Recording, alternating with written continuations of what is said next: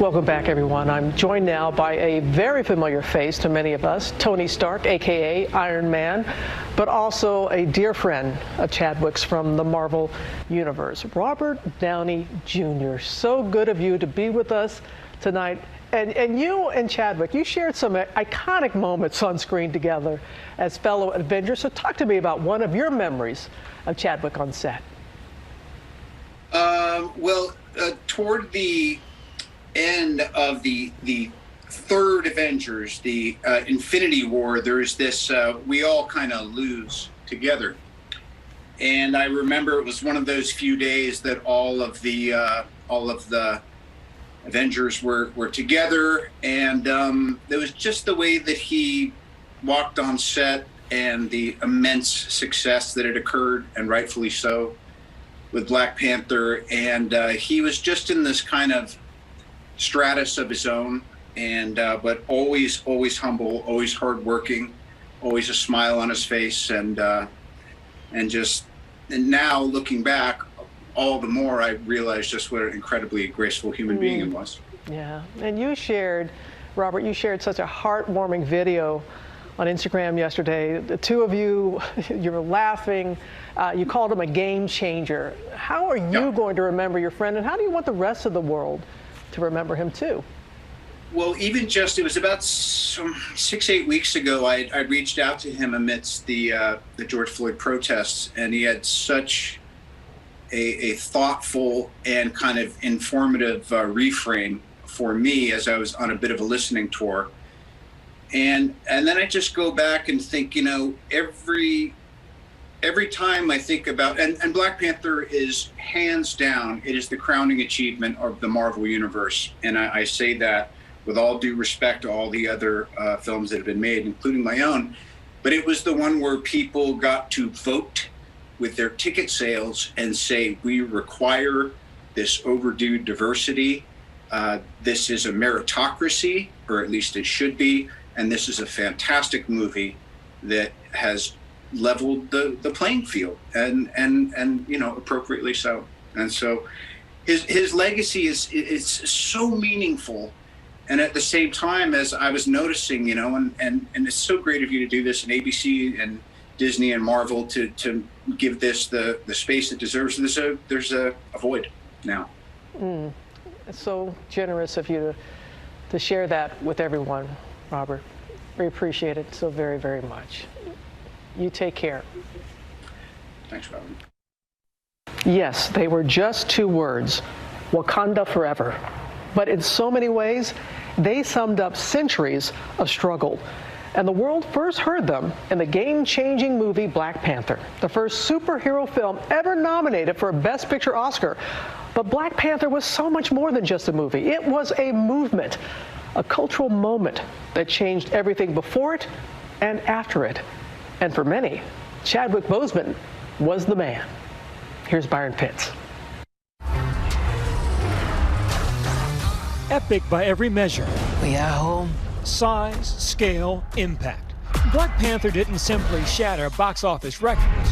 It broke boundaries. It was a moment of collective celebration because of the story itself, but also because of Chadwick, the significance of it, the brilliance of it, the elegance of it.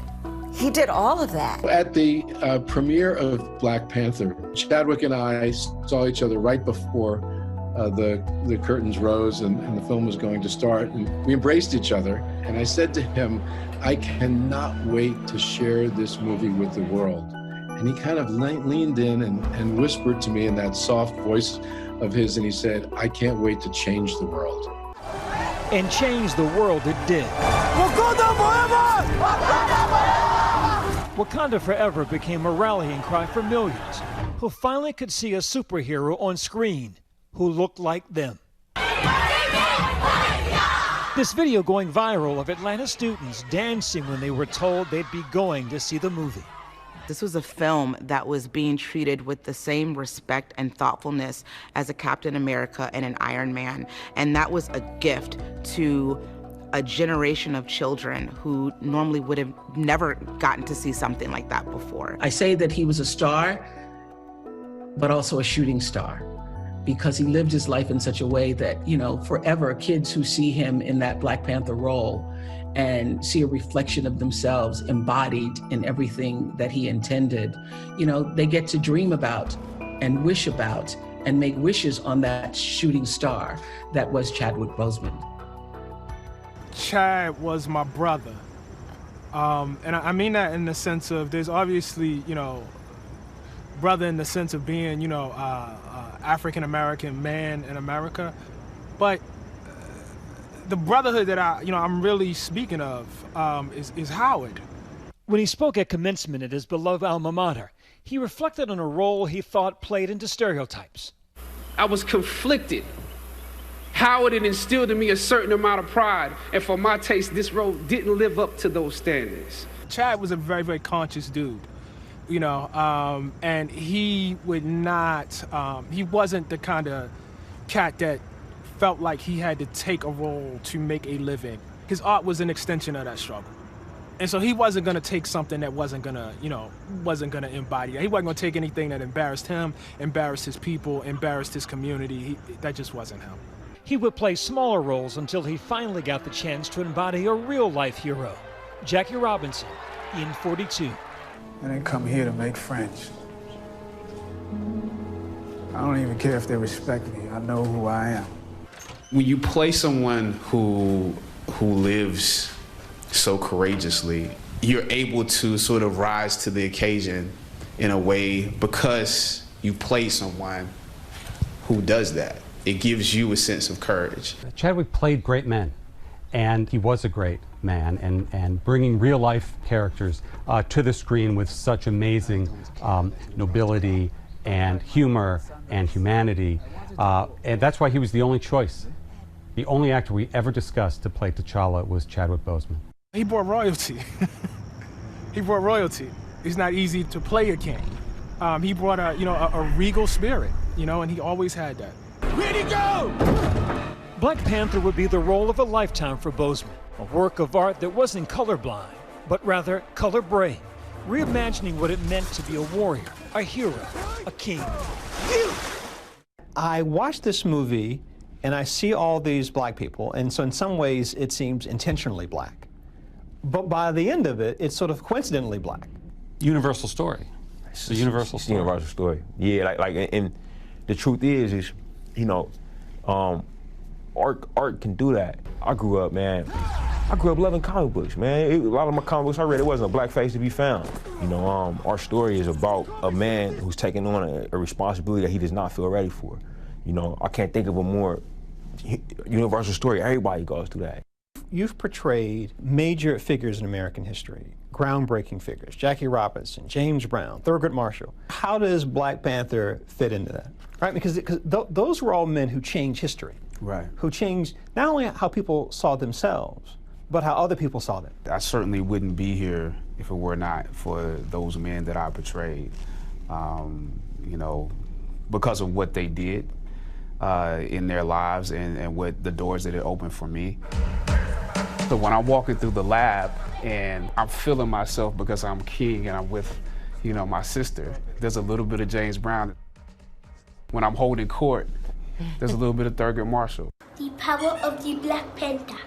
And for generations to come, young men, in particular those of color, may stride a bit bolder with a little Chadwick Boseman in them. He didn't simply exude gravitas, he exemplified grace and grit along with it, not only in his career, but in his final hours. Film like Black Panther, you know, Chad was articulating as only he could, you know, the humanity of black folks. And that's what this is all about. You can't shoot a man in the back unless you believe they're, you know, subhuman or not human at all. What Chad was in the work of doing was communicating black humanity through black heroism, but primarily black humanity. And he was peerless in his ability, you know, to do it in his chosen field. And he's gone. And so that's a huge loss. That's a huge, huge loss. You watch movies to walk in the shoes of the protagonist or the hero, but it's not just me playing it, it's also you watching it. And I think that's, you know, I feel blessed to have had the opportunity to do that. Our thanks to Byron. And now it is my pleasure to welcome someone else who is part of the cultural moment of Black Panther, Oscar winner Forest Whitaker, who plays Zuri. We know that he was such a dear colleague and a co-star of yours in the film. First of all, Forrest, thank you so much for being with us tonight. And could you share with us your fondest memory from your time working with Chadwick? There's a number of memories, I guess. I mean, I was excited to get a chance to work with him because he's such a talented artist and he's done so many great films. And when we started to do Panther, I started off to work at the Falls. And I was able to look at him as he was like doing the action sequence with Michael Jordan and doing everything himself, you know, and just over and over and over again. And so I got a chance to recognize this sort of discipline that he had and focus that he had in the scenes that we were doing there. But I think I was kind of touched when we were doing the coronation scene where we're crowning him king, and everyone in the audience is, you know, dancing and the drums are playing. And I turned to Chadwick, and Chadwick says that he could feel something. He could feel this energy coming, this that as if there was a transformation that was going on. And I thought that was really powerful, that he was being empowered, that it was actually happening. And I think it's that kind of discipline but openness that allowed part of the phenomenon of Black Panther to occur, like all the different things that happened from what he did with sort of inspiring people to believe in it and to remember their heritage and their lineage and ancestry and the beauty and of the Black culture and people of color, and to kind of, I guess, empower people in a deep way. I mean, children to be able to be empowered, to see themselves, and for people to be able to see the possibilities. And I think the possibilities are aspirational in a way. Chadwick was aspirational in a way for so many people. He represented a great deal of hope, and in the film he did that too, by making people realize that more can come, that they can have the great lives, and that they come from something special, and that they have something special. And I think he recognized that in a really powerful way. So it was really an honor to be able to do it. My God, so well said, Forrest. So well said. Thank you, Forrest Whitaker, for being with us tonight. We appreciate it. You take care. It's a pleasure. Thank you for having me, and good for Chadwick. Hi, everyone. George Stephanopoulos here. Thanks for checking out the ABC News YouTube channel. If you'd like to get more videos, show highlights, and watch live event coverage, click on the right over here to subscribe to our channel. And don't forget to download the ABC News app for breaking news alerts. Thanks for watching.